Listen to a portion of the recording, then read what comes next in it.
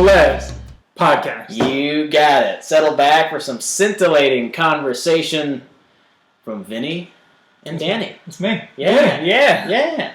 All right, first topic on the premiere episode, the extra points in the NFL, the new rule. A lot of scuttlebutt, a lot of controversy. Yeah. There have already been 7 missed kicks, missed extra points. There were 8 the entire season last year.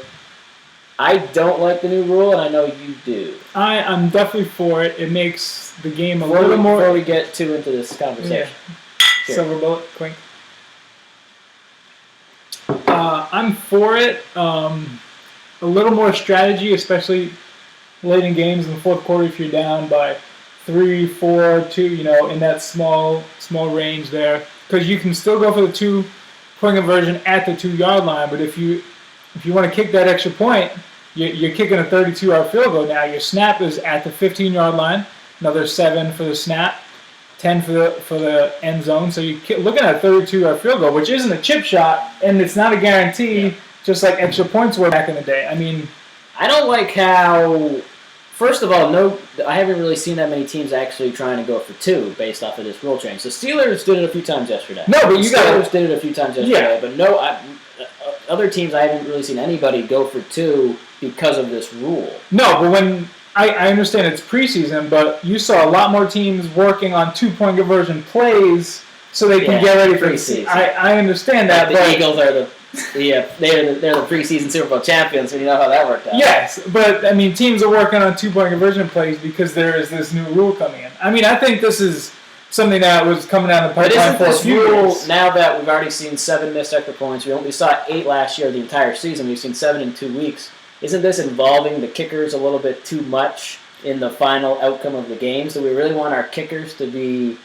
So they get paid, right? Yeah, they get paid, but they're at the bottom of they're kickers. They have the bottom of the barrel. They're on the 53. Yeah, we have jobs too, but we're not the executives. I understand that, but at the same time, everyone... That's why they changed the rule in overtime, so that if you kick a field goal, the other team gets a chance. Because when, I think it was Peyton Manning, didn't get an opportunity, and he was the league MVP. Right, because an argument can be made they changed that rule because kicking was factoring too much into overtime because everyone was just kicking a field goal. I think it was more so that Peyton didn't have your all-pro quarterback didn't have an opportunity to win the game. Yeah, so another rule that was changed for Peyton's sake. That sounds about right. That sounds about right. I'm just saying that. The game, the extra points were so boring. It's like, why even go at that? Unless you have another... And I do have a proposal. I'd love to hear I have a master proposal. A master or a master proposal? It's a master proposal from Master. Let's hear it. Let's really shake things up and make the 2-point conversion is actually worth 1 point. Okay. So no more extra points. The 1 point is the offense going for it from the 2-yard line. Okay. If you want to move it to the 1-yard line, I don't care. Okay. The 2-point play will be a 50-yard field goal. A 50-yard field goal? So then, if you really are confident in your kicker, go for 2, which means kick a 50-yarder. Yeah, but we're already seeing that a 32-yard field goal isn't a guarantee. Right. So let's bring it down to a 50-yarder and really get the kickers. So but a 50-yard field goal is worth 3 points already. So on an extra point, it's only worth 2? Is what you're telling me? Right, because it's replacing the 2-point conversion, which is an offensive play from the 2-yard line. I do kind of see what you're saying there. Yeah, because 2 kicks were 2 total. I understand they're already doing that with 1 point. 32-yard field goal is worth 3. Yeah. A 32-yard extra point is worth 1. Right. But now you're getting to extremes with a 50-yard field goal. I just think that would be a lot more interesting. It would if your argument is to making this change is putting more of a premium on kicking, then that change would really put a premium on kicking. Because if you want to get those 2 points, yes, go for the 2-point. Those teams that are in a dome would probably if you have a decent kicker, or you play in Denver. If you play in Denver when it's not snowing. Yeah. But when you play in Denver. But I think they did it to change a little bit of strategy and bring more points to the game, in my opinion. Well, I think it was another needless decision by. So you think it was a change just for the sake of a change? Pretty much. I mean, are you losing eyeballs for the extra points that used to what did it used to be? It used to be from the 2-yard line, so it was like a 20-yard kill. So it was like 19-yard. That's my chance to go to the bathroom, grab another brewski. Obviously, yes. I will tell you, as soon as I saw a touchdown, change the channel because I know the extra point is guaranteed. I mean, right. I think the extra points were like 99.6% for the last 30 years. Like I said, only 8 were missed all of last season. This year, there's already been 7 missed. Yeah. So that's not like it could have been blocked, or how many of these misses are actual legit misses? Right. So when you're saying misses, these are including blocks. Right. That'd be interesting to see how many of those are blocks. But you don't. It's very rare to block an extra point. Also. Yeah. So I mean, I'm against it. I mean, I'm for it. Oh no, he did not. I was against it before I was before. There's a high probability that I am still for it. Anyway, moving on. What do we got now? Yeah, let's move on. All right, so let's talk a little bit about our head-to-head picks. We've been doing a little bit of a head-to-head game. I was ready to quit because I'm not having a good run. Through 2 weeks, the first week we disagreed on only 3 picks. So I mean, it's not high stakes here. We're going to $1 a game. Yeah. 0 for 3 in week 1. Week 2 we disagree on 4 games, right? Well, let's go down to 4 games. Steelers, 49ers. And the spread was Steelers -6. I took the 49ers at +6 on the road at Pittsburgh. Obviously, I think it was score. It was like 46 something. I mean, it was a blowout. It was a huge blowout. Yeah. Browns were +1 at home against the Titans, and I just figured Mariota was just not going to do it again. Yeah, but the Browns. And I'm a big Manziel hater, but I just figured the Browns would get it done at home. I didn't think, and they were getting a point. I didn't think Manziel. This is his first start of the season. I mean, obviously coming off everything that happened in the offseason. He's clean now, baby. That's what they say. He's clean. We're not going to see the money side anymore either. But I mean, he hasn't. I don't think he has a full grasp of this offense. He hasn't had a full grasp of an offense since college, when he can do whatever he wanted. But was that pick that pick pro Mariota pick? That pick was or more just more of an anti. I didn't think the Browns were going to be able to put any points on the board. So I'm like, all right, I'll take the Titans. Yeah. I know the Browns have a top probably 7-5 defensive lead. Didn't look good against the Jets. No, looked good yesterday. Yeah, and I mean Mariota did look good in week 1. I wasn't putting a whole lot of stock into that, but I was more so against Manziel. Yeah. So those two weren't even close. No, so you were getting a little. While I'm watching the Giants. And that was the other game we had a difference. I took Falcons +2, and you were sitting pretty. Oh, we were looking great. I mean, week 1, let's not get into week 1. Week 1 is what it is. It is what it is at this point. But Falcons, we had the run when we wanted to. We had a lead in the fourth quarter. We gave up 14 points in the fourth quarter. What the hell? And what was that crazy stat? The first time in NFL history a team has given up a double-digit lead in back-to-back games. In back-to-back games. In the fourth quarter. Oh, it was fourth quarter. In the fourth quarter. I mean, I know we don't have a great pass rush. Our linebacker is hurt, John Beason, right now. You have JPP with 8.5 fingers. I mean... And we're hurting it at graphics department. Put that. We're hurting it at secondary right now. And I mean, our best 2 players are cornerbacks. Yeah. Dominic Raja-Kamari actually probably has a concussion. He suffered a concussion earlier in the game. So you're hoping that Prince Amukamara can hold Julio Jones to right around 8 catches and 100 yards. But I mean, he succeeded those stats. But our offense stumbles through the first half. We end up with a lead at the half, and then we can't put together 60 minutes of football. Yeah. We just can't do it. And the other sad part as a Giants fan for you is when you look at the rest of the division, and it's in chaos right now. If we win game 1, which we should have won game 1. I mean, Cowboys drove down the field with less than a minute to go. They scored. We should have won that game. We should have won this game as well. We'd be up 2-0. Cowboys in shambles right now with Tony Romo with another broken the Cowboys arm. And Des Bryant hurt. As much in shambles as you can be when you're 2-0, they are because of their injury. Yes. And then the Eagles are a complete mess. Oh my God! And as you said before, I mean, people were picking them to go to the Super Bowl. Yes. Because of the Chip Kelly offense, and you got DeMarco Murray. DeMarco Murray has 11 yards through 2 games with the Philadelphia Eagles. He probably had at least 300 yards already, and if not maybe around 250 with the Dallas Cowboys already. He led the league last year, right? Yeah. I mean, with the great offensive line, he left an enormously great offensive line. Young, very young. I think the oldest one on the offensive line was probably 26 years old as a starter. Well, we talked about this earlier today. I believe it was Brian Billick sent out a tweet saying they need to run Murray, north to south instead of side to side, which is kind of the style of LaShawn McCoy when he was there. It's also that spread system. They're not downhill. We're going to spread you out. We'll find a hole there, but it'll be zone read and we'll zone block because we don't have big guys. But it's a zone read system where the running back can find a hole if he wants to go that way. He can go that way, but it's not a downhill system. And that's what DeMarco Murray, like I said in Dallas, those big offensive linemen opening holes where he can just put his head down and run straight ahead. He doesn't have that in Philadelphia. And Chip Kelly, I think, is one of these coaches who always thinks he's the smartest guy in the room. Oh, yeah. And one of the things that I think makes Bill Belichick such a great coach. Oh, here we go. I was waiting for this. Is that he always adapts to his players as opposed to making his players adapt to him.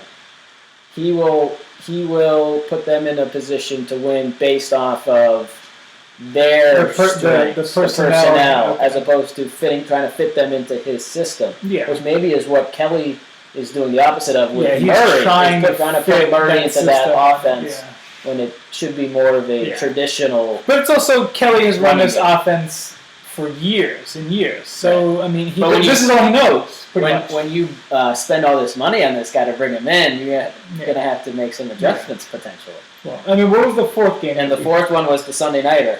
Packers were. Oh my God! And before this game, I think it was actually during this game, it might have been when I started texting you. And I told you, I was like, I'm not doing this anymore. I'm not wasting my money. Granted, it's only $1 game, but why keep betting when you're losing? Do you want to keep betting when you're losing? Do you want to keep betting? It's only been 2 weeks. First of all, it's $1. It's $1 a game. The first week we only had $3 on the line. Second week we had $4 on the line. And yes, I'm 7-0 so far. But that is only $7. It's only week 2. You got 50 more weeks. It's going to take me at least 3 weeks to get even again. I told you the stock market. Oh my God! When your stock goes down after 2 weeks, you don't just pull it out. That's how we get into another Great Depression.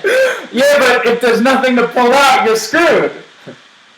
Well, but the other way that I phrased it to you was you're really not down anything yet. You're not down anything until week 17. You got to write me a check for $55. That's what I'm pissed. Why keep betting? If I continue to win every single bet against you, then I need to immediately move to Vegas and then put all these bets that I'm beating you. At the window. It's not as much as you've won. Oh, then it is what it is. But I have leads late in the game, or I have the points that I need late in the game, and then just like that. There's been of the 7, there's probably the Seahawks had a lead. Yeah. Late into the third quarter, I want to say last night. It was in the third. Yeah, it was 17-16 somewhere. 17-13. Yeah, in the third quarter. Giants had a lead in the fourth quarter that would have had them cover for me. Both Giants games this week and last week. Yeah, were both. Yeah, late covering. And just turned out to be shamble in the fourth quarter. Betting loss. So those are the 4 games this week. So I'm down 7. I'm 0-7 on the season so far. You're down 7 units. 7 units. For all you degenerates out there. Yeah. And the only reason I'm continuing is because our golf tournament, our annual Velez Master golf tournament, took play at round 3 this morning. We had to make a compromise. Yeah, unlike Adele who doesn't compromise. Our compromise was I would play this morning at 8:30 in the morning, coming up being at work till 1:30 in the morning. You get a golf club. Yes. Golf club. in exchange for you to at least do one more At week. least I sign on for one more week. And then the funny part's going to be when you have if next week you go 3-1, then you're going to be all excited. Yeah. And then you're going to quit. No, I will not want to quit. I will not want to quit. I'll stick with it. I'll stick with it. Now let's what do we got next? change gears a tiny bit and look at some of the interesting lines for next week. Okay. A few of them popped up. Yeah, lines out early already. Yeah, I mean these are going to fluctuate by the time Sunday hits. One of them was Buccaneers Texans. Tampa at Houston. Yeah. Tampa's coming off a pretty big win over the Saints. When they were getting 9 points. Yeah. They were getting 9.5. And they went in there. Winston looked pretty good. Jameis Winston looked pretty good. But I mean, the Saints. I feel like the Saints just aren't the same team without Jimmy Graham. And even with Jimmy Graham last year, they lost a bunch of home games. Yeah. So I think eventually Vegas is going to have to start bringing those Saints lines down when they're at home. Yeah, they got to realize it's just a different team. So that line was obviously bloated. So meanwhile, the Bucs are at Houston, a team that's 0-2, has all kinds of quarterback issues. I think probably a lot of turmoil in house. But they're home. But it's home, but they're not. They're 7-point favorites. Yeah, the Texans are minus 7. It's a tough line. That's unreal. I mean, if you're holding a gun to my head and I have to pick, I would take Jameis Winston on the road with the 7 points. And if I could, I would buy half a point. Don't buy points. No. I want to buy a half point. I want the half point. I know you like buying the points, but that I don't recommend buying of the points. In this situation, it might be worth To get it to 7.5. Yeah. Yeah. But still, the point is, Bucs, Texans. The Texans are not a 7-point favorite by any stretch. Not against any team in the NFL. The way that they played the first 2 weeks of the season, it's very funky to see them. To see that line. I mean, they have a really good defensive line, but I don't think they're gonna put up enough points to be up by 7. Besides maybe the first touchdown of the game, right? And that's about it. And Tampa must have done a decent job on D, because I think the final score of that game against the Saints was like 26-19, something like that. It was within a touchdown, but I don't think the Saints cracked 20 points. Now Houston's going to be a desperate team. They're going to be playing desperate. They can't fall to 0-3. But I don't understand when people are like, oh, they're going to be desperate. They're going to come out fine. No, people come out that you want to win every game. That's what it comes down to. I was supposed to be desperate today in our golf round. That didn't happen. No, you lost by 5. It is what it is. All right, the other one that was interesting, just because it's such a huge line, and you don't see this kind of big lines in the NFL, is Jaguars plus 14.5 at the Pats. Now Jaguars coming off a nice win against the Dolphins, though. Yeah. I mean, I think there was a 26. The Jaguars were huge dogs throughout last season, but Jaguars won 23-20 at home against the Dolphins. Yeah, at home against the Dolphins. They were probably, I don't know if Jaguars didn't play the Pats last year. I think they played the Broncos at some point last year. Tannehill. They were probably huge dogs. 30 for 44, 359 yards, 2 touchdowns. So you're saying that's... But he was also a rushing leader, 3 carries for 17. Bortles or Tannehill? Tannehill for the Dolphins. Oh, yeah, why am I saying that? No, that doesn't make sense. Bortles was 18 for 33, 273. He still had 2 touchdowns. TJ Yeldon carried the rock for 70 yards. Yeah. But, I mean, 14.5. It's in New England. It's in Foxborough. What do you do? Yeah, that's tough. I mean, I think the general rule is in the NFL, any kind of big line like that, you just out of principle have to take the underdog. I mean, you're a Patriots fan. I am a Patriots fan. It's tough, putting your fanhood aside, but you've got to. You're at the betting window. So I think out of principle, I would have to think long and hard before I took the Patriots giving up that many points. I mean, it's the NFL. 14.5 is a lot that's over 2 touchdowns. Yeah. Remember, that half point is big. If you want to get into your buying a half point. But at that point, I don't think you really don't want to buy points. No. When it's that big, no. I can't say. I mean, the Patriots have a pretty good defense. That's the national line right now. If you have any bookies in the Boston area, it's going to be probably 15.5, 16 points. Yeah. Probably that. But I mean, the Jaguars, Bortles in his second season. TJ Yeldon. And back to my boy Belichick. He likes to eat young quarterbacks alive. I see him bringing the pressure. They're gonna try to put as many points as they can on the Jaguars defense. I could see them winning by 22, 23 points, but I can't bet. I also figured the Patriots put in this one. Oh, because of the line. Because of the line, yeah. 40 against the Bills. Yeah. The Bills' defense is very good. But the Bills scored also, they had in the 30s as well. Yeah, so 32. Yeah. But yeah, you can't bet against a number that big. I'm sorry. You have to take the points on the road with the shitty team. So I'm taking 14.5 on the road. Yeah, so that's another one it'll be interesting to see where it goes from here as far as 14.5. Yeah, we still have a long week ahead of us. So we'll see what happens with that. Until Brady's suspension is brought back.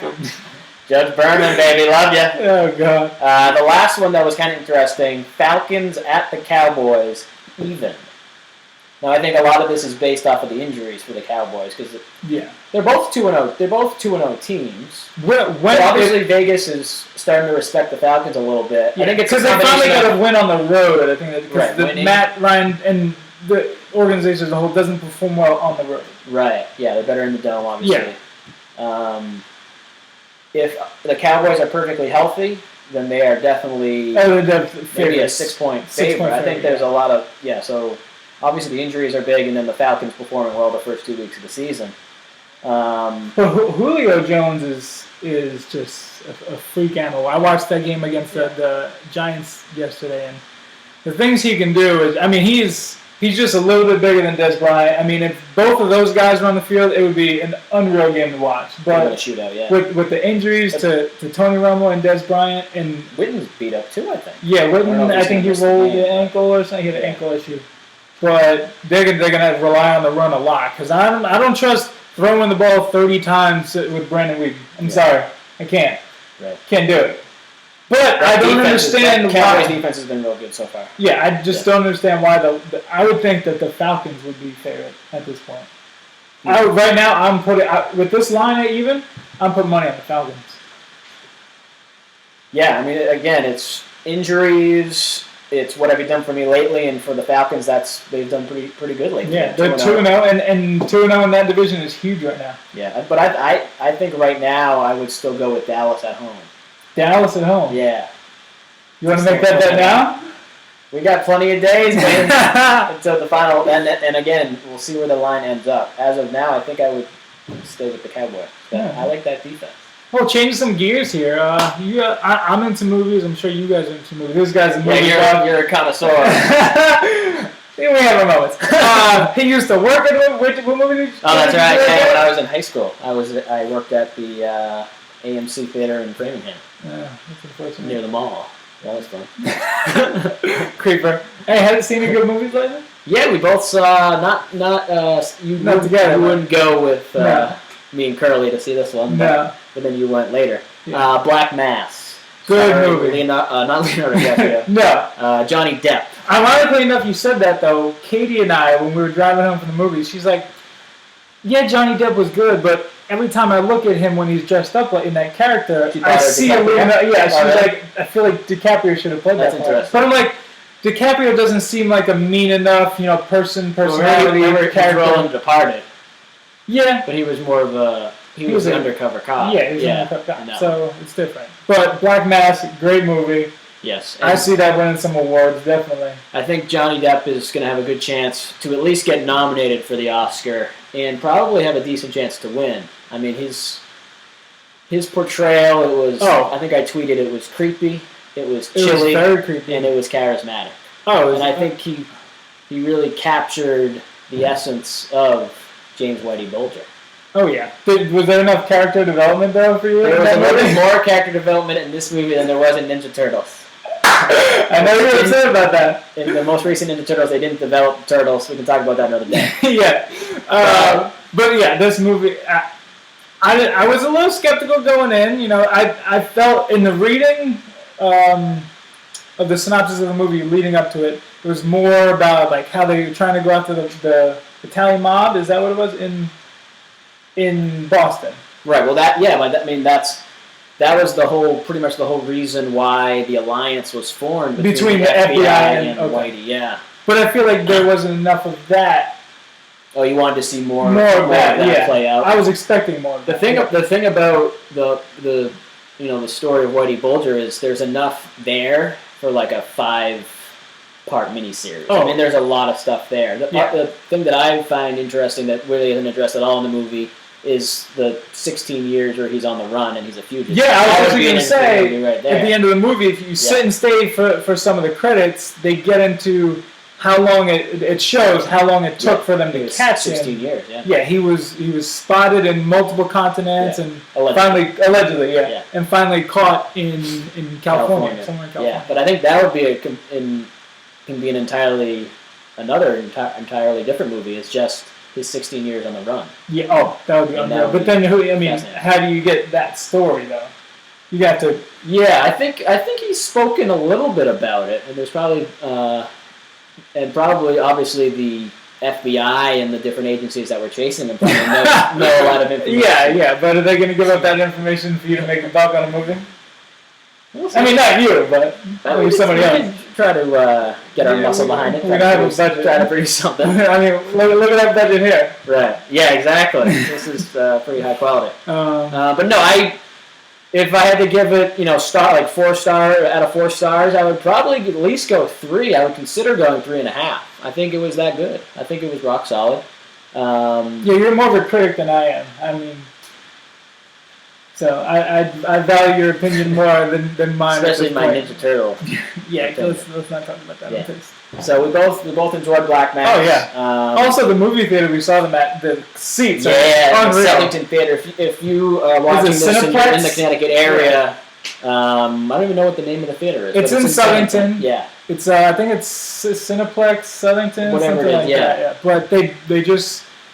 I don't know how many of the theaters they redid, but they had these comfy red chairs that they recline. Yeah. And there's so much leg room. There's plenty of room for you can turn, you can lay down. Oh, it's unreal. And they're probably pleather, but it is just so comfortable. I mean, I enjoyed the movie Black Mass, but I felt like I was getting a little dozy at times. Fall asleep. Yeah. And not because the movie was bad by any means, but I was just that comfortable. You're not going to fall asleep during that. No. And it's only $5 before 5 o'clock, right? I mean, you can't go wrong. And then on Tuesdays, it's $5 all day. Yeah. So Black Mass is our movie of the week. Oh yes, by far, if you will. Any final thoughts before we kind of wrap this up? The first episode of MVP. No, I mean, should we address our little guys up here? Oh, that's right. Yeah, Tommy Jr. and Paul. You have an obsession. He's not a junior. No, he's also not even on the Pacers. I mean, on the. He's not on the Pacers. He's not on the Celtics anymore. He's a Clipper now. No. Do you have a rant? You wanna? Oh yeah. Should we end with my concern? Yeah, you'll have this week. I'll have next week. Yeah. Okay.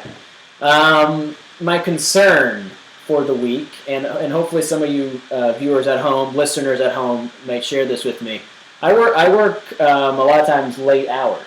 Yeah. You do as well on occasion. Yeah. Last night you got out of work at what time? I didn't get home till about 1:30. In the morning. 1:30 in the morning. Okay. And when you get home from work, a lot of times you're not ready to immediately go right to bed. Like if someone works a 9 to 5 job, you're not going to bed at 5:30 if you get home at 5. No, I work 3 p.m. to midnight. I'll come home, I'll go say hi to Katie, and then I go out to the living room, I'll watch TV. Right, so I get home, I watch whatever's on the DVR, whatever's on TV. Last night it was the Emmy Awards.